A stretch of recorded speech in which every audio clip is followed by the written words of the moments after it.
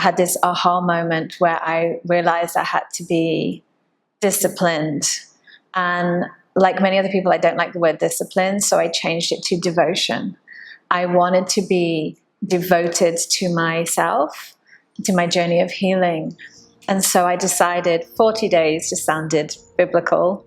And so I thought I'd do 40 days of devotion to self. And I would never have imagined the transformation that happened.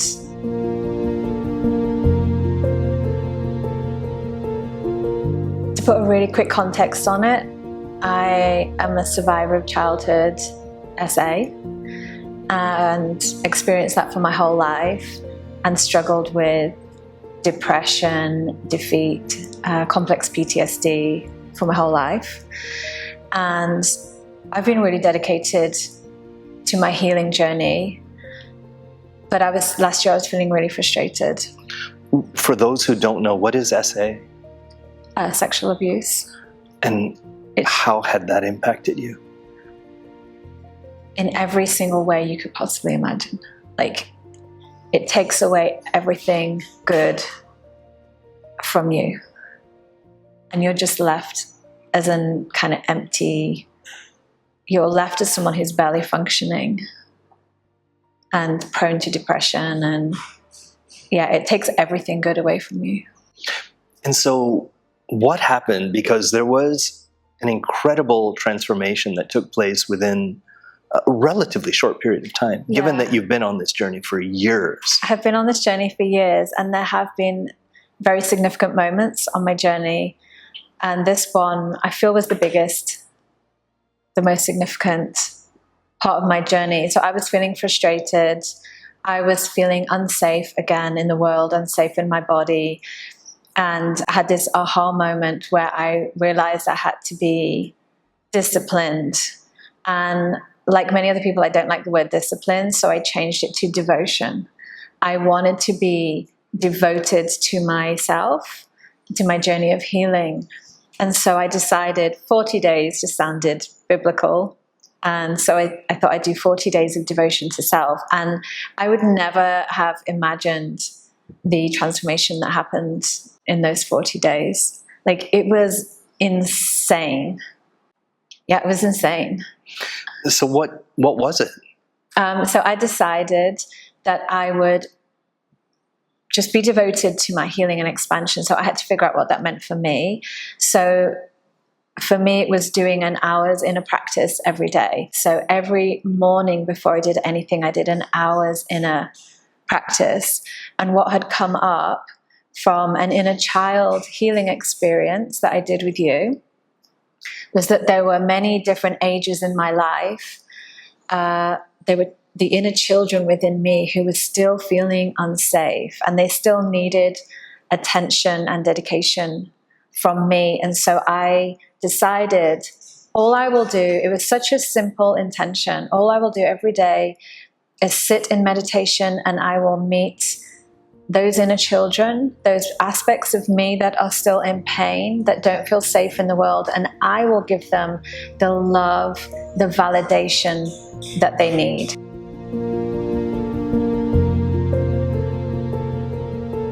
So how did that happen? Were you just imagining yourself sitting with children? Like, how did this actually occur? Yeah, I mean, it can seem like imagining it, but it's really happening. I know that might sound strange, but it is really happening. And I know because it shifted me, how much it shifted me. Well, not just that. I mean, you were witness to aspects of yourself that you were able to recognize based on the clothing that they were wearing. Yeah. So it started off, I knew my 5-year-old self, my 7-year-old and my 10-year-old selves needed love. Specifically, there had been times where had been incredibly intense in my childhood, and they needed the most healing. So I would just close my eyes, go into meditation. I invite the angels and the divine to join me as always. I intend that it's the highest and finest frequencies. And then I say, any aspect of me that needs healing, please come forward. And then gradually an image will form in front of me of me in the past. And so it started out with these 3 children. and I could see them shift. I would fill them. I would energetically fill them with love. I would talk to them. I would allow them to express their emotions. So I might cry. I might, it was emotional processing. And I could see them shift and transform. Then they would just relax. They were more filled with light, and they were just kind of playing in this area. And then, because it was 40 days, I had all the time in the world to kind of spend with them. And so my intention was just to spend time with them. And on one of the days, while I was with these children, I saw hundreds of women coming in to the field, to the field that I was meditating in. And they were all aspects of me. I could see them, and I could see down to the very detail of what they were wearing, like the jewelry they were wearing, the clothing. I knew, I wore that when I was 21, or I wore that at university. I wore that on the first date with this guy. And so I could see the clothing in great detail of these people who came in, all aspects of me. And every single part of me had a different emotion to express and a different experience to show me. They would take me on journeys that were incredible. They would take me to the places they'd been and what was causing them pain. And after I allowed them to show that to me, I would then do energetic healing on them, and then I could feel that shift happening in my body at the same time.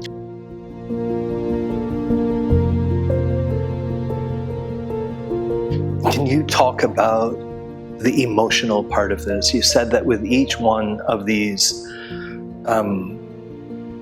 connections that you formed with parts of yourself, that there was an emotion that you were feeling. But can you describe more clearly what that emotional experience was? Yeah, they were the deepest emotions that I had not been able to access. They were mostly grief and anger and rage. Do you think that there was a part of you that was experiencing the emotions that they could not fully express in their experience? Oh, yeah. So these emotions had not been expressed at that time. So they were like trapped in time. And so they were rising through me. And so from an outsider's perspective, I was going crazy every morning. I was sometimes just sobbing. And then that would turn into a rage, and I would be stamping my feet and screaming and shouting. And there was a lot of emotions that were moving through me. But what I noticed was the emotions would rise, and then they would fall away, and then maybe another emotion would come up. It was like waves of emotion that I was just cycling through.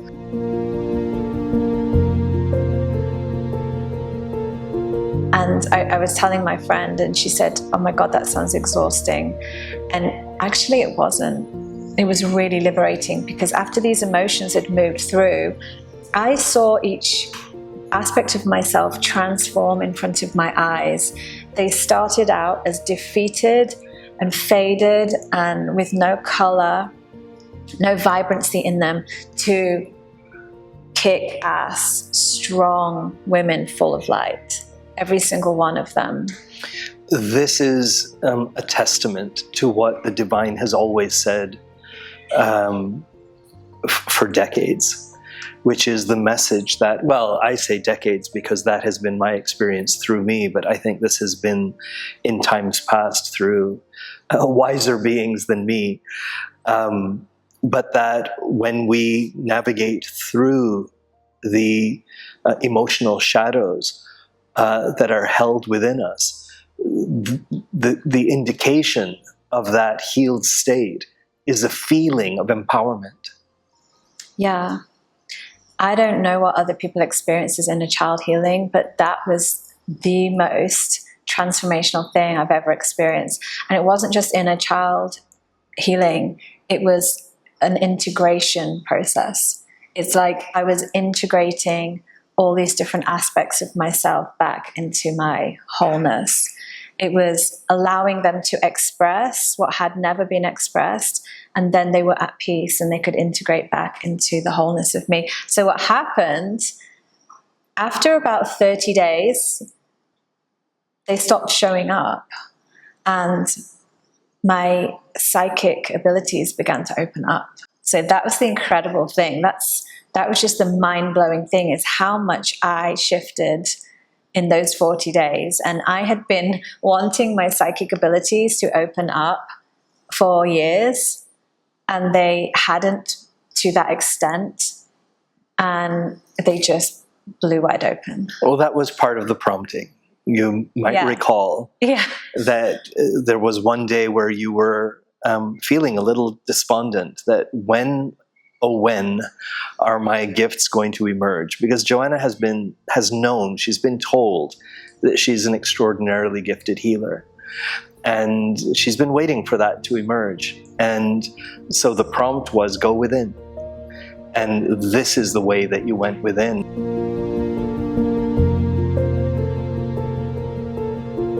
Can we turn for a moment or return for a moment to the last 10 days, from days 30 to 40, where you said your spiritual gifts began to emerge? Yeah. Tell us. So after a couple of days of no one showing up in this integration process I was doing, I was like, oh, what am I supposed to do next? Like, I've opened the room and no one's here.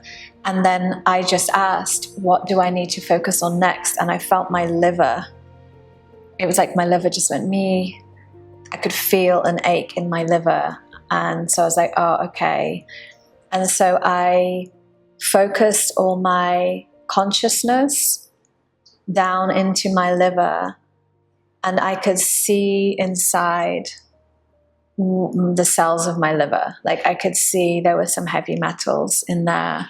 Can I interrupt you for a minute? Yeah. I want to create context for people who need to understand how Joanna was able to do this. The first thing to understand is that at this point, Joanna, and if I'm not mistaken, you would begin each one of your morning practices with a meditation. And so it's all about getting to a place where you can quiet the mind. Most of us are operating in this world with our thoughts guiding us, and there can be a lot of busyness in the mind. But Joanna would begin with a meditation that would calm that busyness and allow her to set an intention and go upon this experience, not only the experience that she described in the first 30 days, but then what emerged next is simply being aware and asking something to reveal itself, which is what then allowed her to notice the liver, not just notice the discomfort that she was feeling, the pain that she was feeling, but almost the awareness that her liver was calling for attention. Yeah. So you were able to then go into the cells of your liver? Is that what you would say? I was like, I imagined myself shrinking down in consciousness so I could go inside my body and I could see what was happening. So I could see emotional events that had happened, and also physical things like heavy metals. So I saw mercury in my body. I believe it was mercury. And so I then asked the guides who I work with, who are always with me, help me to remove this heavy metal. And we brought in these frequencies. How did you know to do that? I don't know. You just knew? Yeah, I just knew. I think in a channeling session before, you had said to me, the guides had said to me through you, you are not bound by physical laws. As a healer, you are not bound by physical laws. Or not just as a healer. It doesn't have to be qualified, just you are not bound by physical laws. And I was thinking, what does that actually mean? If I'm not bound by physical laws, the implications of that are huge, right? So I was like, if I'm not bound by physical laws, that means I can do anything. So I'm going to try and see what I can do. So I'm going to see if I can... Disclaimer, don't climb onto the roof and try and jump off. Yeah, obviously I don't I'm just being silly, but yeah. But I believe that I can have the ability to remove heavy metals from the body. And I did. And so with my guides, I could see these heavy metals. I asked them to take the metal and take it back to where it came from. And I saw it actually going to outer space. And I felt a shift then physically. I could also see like a toxic sludge in my liver that we removed, like a fatty deposits that were then cleansed from my liver and my intestines, and that shifted my intestines physically. It shifted immediately, and then I was on the toilet for the rest of the day. And yeah, then that session then morphed into, I could then realize I had heavy metals in my brain. I could feel the heavy metals in my brain. So the next session, I focused on my brain. And when you describe heavy metals, these are deposits that are built up through generations and passed on from from your parents to the child, and so on and so forth. It can be. You're right. And things that we ingest through pollution and through certain medicines and whatnot. Yeah. So this is a very real phenomenon that occurs. There's just not yet a full and widespread understanding of the impact that these contaminants have on us. Yeah, I mean, people are linking now autism to heavy metals and things like that, and ADHD, and which is correct. And we've learned that through the medical medium as well. It's a very, so I think so many people are affected by these heavy metal deposits in their body. A lot of people have them in their brains and in their livers, different parts of their body. Which impacts your nervous system's ability to move energy, which impacts your ability as a light being to be fully embodied, to be fully present in your body. Exactly. And so to clear these things is also a partner to your liberation. Yeah. And so the way that I experience this is that your physical healing occurs at the perfect moment where you have prepared yourself mentally and emotionally for that transformation. And so that integration enables us to heal on all levels of our being, including the physical. Yeah, exactly. So because I processed those emotions and felt them, it was like the heavy metals were ready to be released. It's almost as if one is an anchor to the other. The heavy metals were an anchor for the heavier emotions that I was feeling. And so once I had felt those emotions, the metals had kind of done their job. Because it is, even though it feels terrible and it causes us a lot of pain, it's intended for us to have those experiences of the third dimension, those blockages in our body, the heavy metals and the poisons, and that they're actually serving that purpose for us to experience that heavier stuff. It's almost the physical mechanism that anchors those unresolved, unhealed, and suppressed emotions in place. Yeah. And that creates then the blockages, which manifest as beliefs and patterns that lead to the distortions that we're experiencing. Yeah.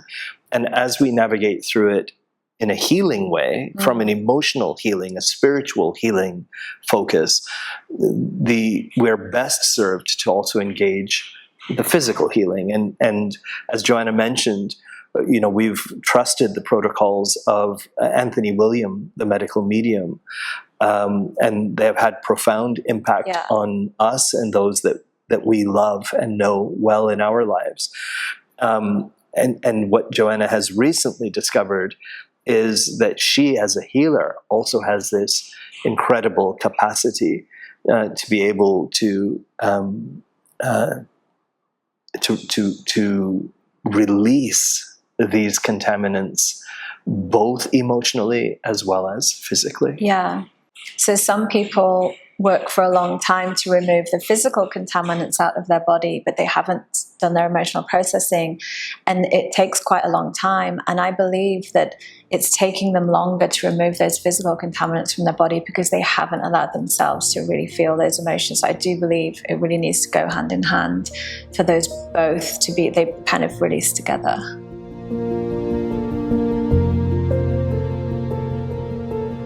So beyond the rise of your tremendous gifts, by the way, and you already have become, and are ever more discovering the depth of your abilities as a healer. But beyond this, following your 40 days of devotion to self, how were you impacted in your life? I didn't feel unsafe anymore. I felt safe. I felt noticeably safe in my body, in my life, in my home, in our relationship. I felt safe. I felt grounded. I felt strong. I felt lighter, just more empowered.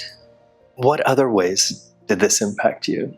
Your sleep patterns, your ability to think clearly, your passion for life. How else did this impact you? People with complex PTSD will probably understand what overwhelm and brain fog, how they impact you. I'd spent my life dissociating.